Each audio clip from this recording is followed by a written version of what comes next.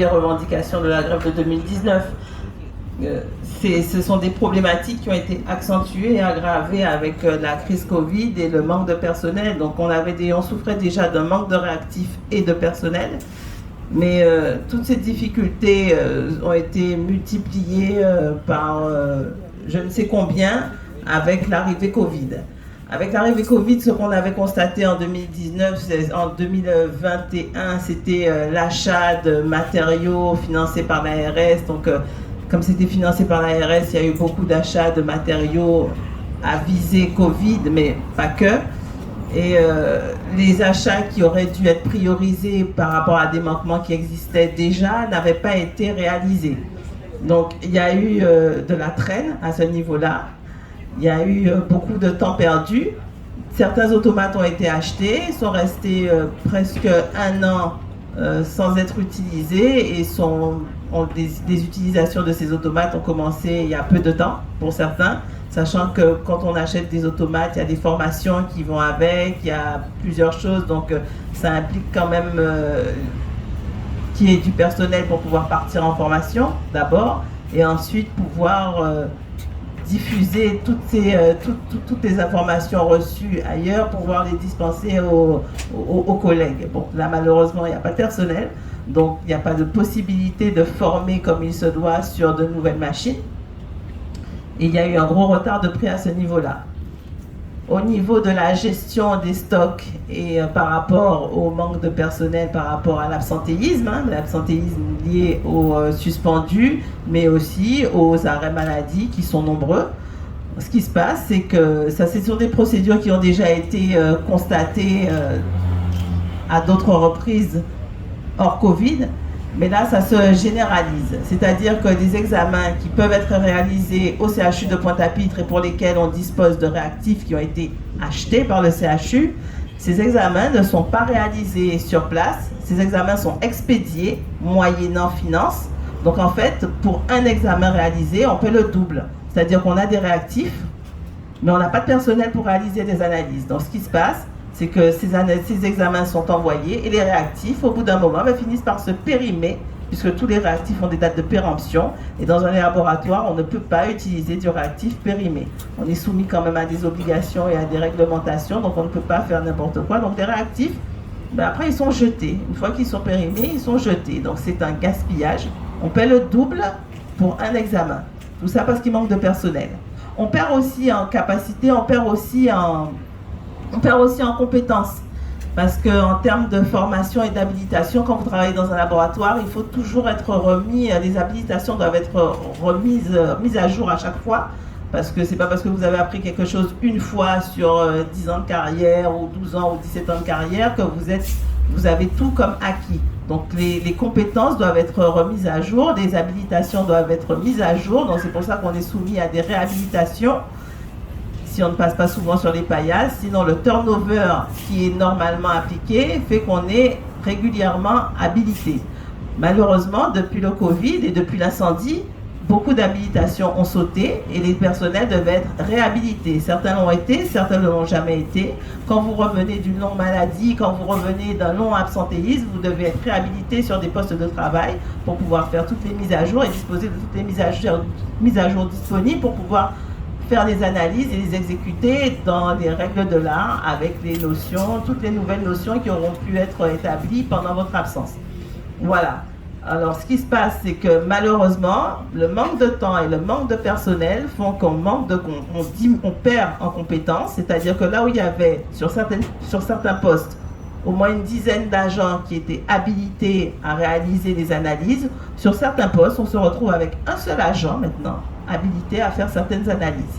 On a perdu en compétences. Les autres agents sont là, mais malheureusement, leur habilitation n'a pas été mise à jour. Donc, on se retrouve avec un hôpital qui, au lieu de se développer, au lieu d'être polyvalent, au lieu d'avoir un personnel qui soit polyvalent, qui soit apte à travailler sur plusieurs postes, on se retrouve dans un mode restreint, un mode où on ne peut pas fonctionner et c'est personne dépendante.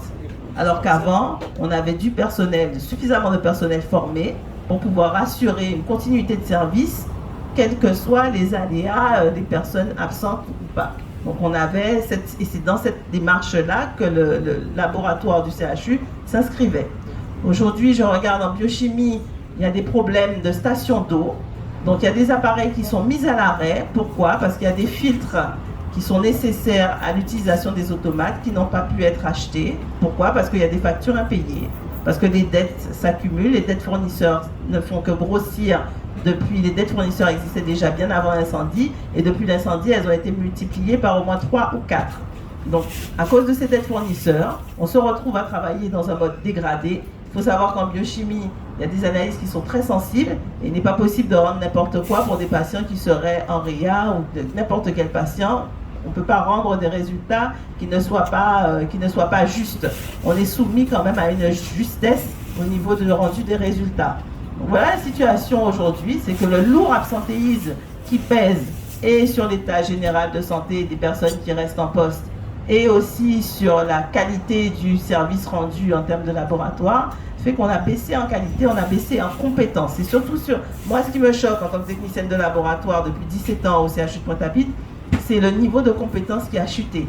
En rentrant dans cet hôpital, la visée en termes de développement était tout autre. C'est-à-dire qu'on se voulait un laboratoire de performance, un laboratoire qui était polyvalent avec du personnel expert, parce que normalement le laboratoire du CHU a une portée plus d'experts.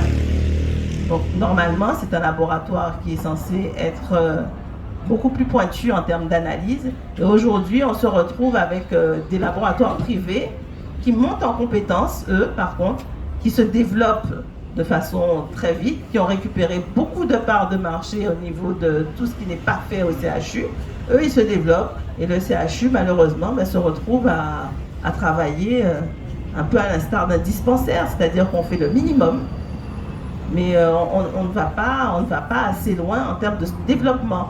On a des automates qui sont quand même assez pointus. On aurait pu faire bien plus. Et c'était la visée du CHU, du laboratoire du CHU, c'était de pouvoir être presque autonome, de ne pas faire appel forcément à la France pour tout ce qui est analyse de pointe, surtout au laboratoire d'hématologie, dans la recherche des cancers, des leucémies. Tout ça, ce sont des choses sur lesquelles on aurait pu vraiment faire un développement efficace au niveau de la Guadeloupe et peut-être même des autres pays de la Caraïbe. Mais malheureusement, faute de personnel, faute de formation, défaut de personnel, défaut de management aussi, il faut le dire, tout ça tombe à l'eau avec le Covid qui n'a fait qu'aggraver des situations qui étaient déjà un petit peu précaires et qui méritaient d'être reboostées par de nouvelles idées, de nouvelles personnes. Et quand on a des jeunes médecins qui arrivent au laboratoire, malheureusement, même s'ils ont envie de faire, ils sont très vite dégoûtés par l'administration, par l'institution. Ils sont verrouillés et ils ne peuvent pas développer comme ils voudraient développer. On a beaucoup de jeunes qui sont arrivés, qui veulent développer, qui veulent faire beaucoup de choses. Mais malheureusement, c'est pas possible. Donc aujourd'hui, on a perdu en compétences et il y a toujours le manque d'équipement et le manque de personnel. Voilà. Oui, merci camarade. On a senti qu'un dans l'hôpital là, ça, vraiment, ni on l'hôpital qui bagaille. On passe la parole à Corinne Sophie. Bonjour, donc je suis Corinne Sophie, infirmière de bloc au CHU. Je vais essayer de vous faire une synthèse rapide de la situation du bloc. Alors, c'est une situation très compliquée, vous pouvez l'imaginer. Quand on a un bloc opératoire avec 10 salles et que vous fonctionnez avec 4 salles, c'est-à-dire 4 salles d'intervention programmées, ça ne peut pas aller. Il y a 2 autres salles qui sont uniquement pour l'urgence. Là, on ne va pas parler des urgences, parce que de toute manière, ils sont obligés d'accepter les urgences. Mais là, nous parlons en termes de programmation. C'est très compliqué. C'est très compliqué, pourquoi? Parce que vous avez un manque de personnel, évidemment. Ce personnel est très malmené, quand même à l'intérieur, évidemment, sans compter ceux qui sont suspendus. Vous avez un personnel qui est réduit. Pourquoi? À cause, bien sûr, des suspendus. Vous avez des arrêts maladie qui sont en augmentation. Je vais vous donner quelques chiffres. 4 IDE en arrêt maladie. Ça tombe bien, on en a 6 qui sont dehors. Vous avez 5 AS en arrêt de maladie sur 9. Les salles ne peuvent pas, les patients ne peuvent pas être bien pris en charge, c'est pas possible. L'offre de soins est forcément réduite. Je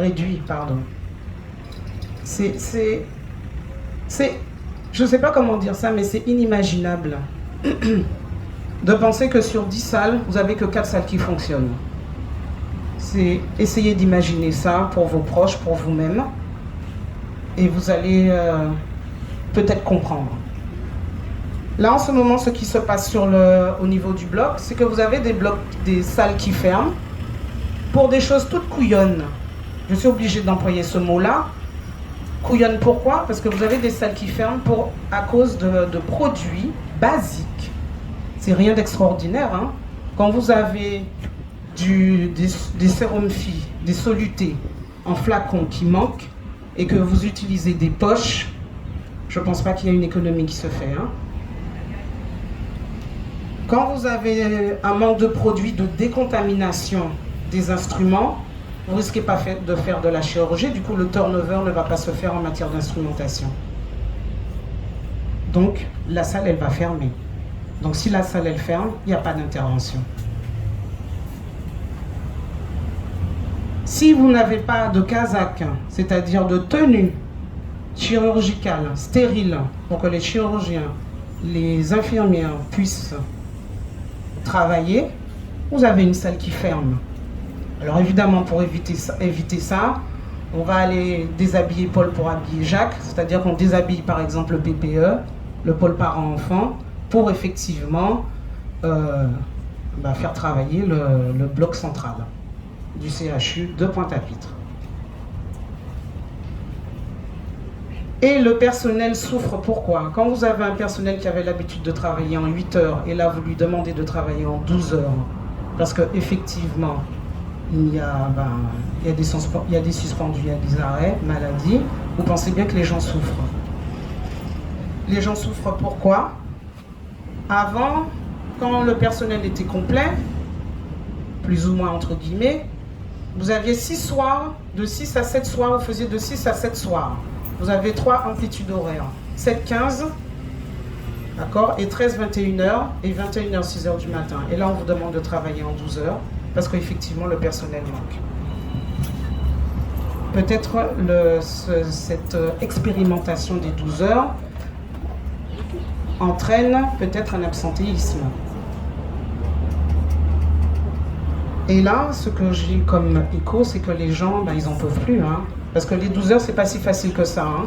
Parce qu'effectivement, les 12 heures engendrent un nombre de repos conséquent qui n'est pas certainement respecté.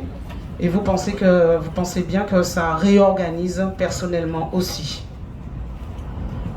Alors tout ça pour dire quoi?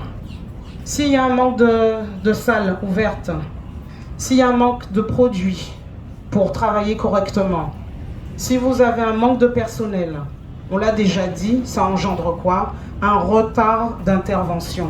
Et le retard d'intervention, le report d'intervention, qu'est-ce que ça engendre? Un manque de prise en charge, une mauvaise prise en charge des patients. Ce qui veut dire qu'un patient qui devait avoir une intervention au mois de, là aujourd'hui, au mois d'août, si c'est reporté au mois de septembre, vous pensez bien que sa situation peut s'aggraver. D'une programmation, vous pouvez tourner à l'urgence. Donc oui, l'offre de soins est mise à mal au bloc opératoire du CHU de Guadeloupe. Quoi qu'ils disent, quoi qu'ils pensent, la réalité, elle est là. Que les gens se disent bien, réfléchissent bien à ce qu'ils font. Que la population soit bien consciente que tout le monde ne pourra pas partir en France pour se faire opérer. C'est pas possible. Vous avez une population de près de 400 000 habitants. Les 400 000, les 300 000 ne pourront pas partir. Donc forcément, il faut que l'offre de soins soit de qualité. Merci beaucoup.